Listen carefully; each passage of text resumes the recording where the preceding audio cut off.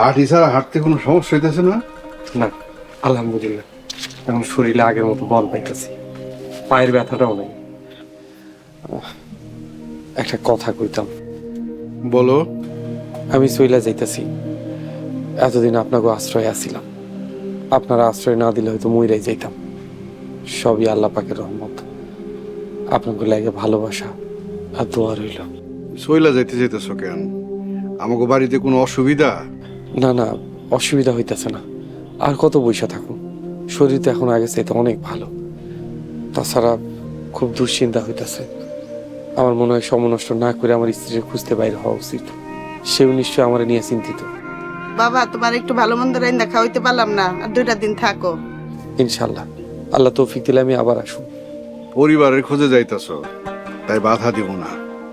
দোয়া করি আল্লাহ পাক যেন দ্রুতই তোমার পরিবারের সাথে তোমারে মিলাইয়া দেয়। শুক্রিয়া। রবিকুল ইসলাম, রুবিনা ইসলাম,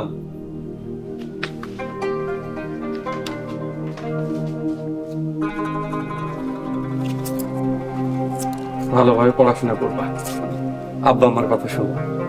আব্বা আমার না থাকলে বুঝবা আব্বা আমার কি জিনিস। আমি এই দিন আমি বুঝি।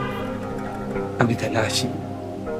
এই কথা দেন, আবার আইবেন, তাহলে কিন্তু আপনারা যাইতে দিবেন।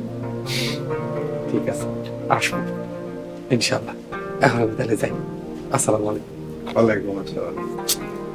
সাবধানে দেও।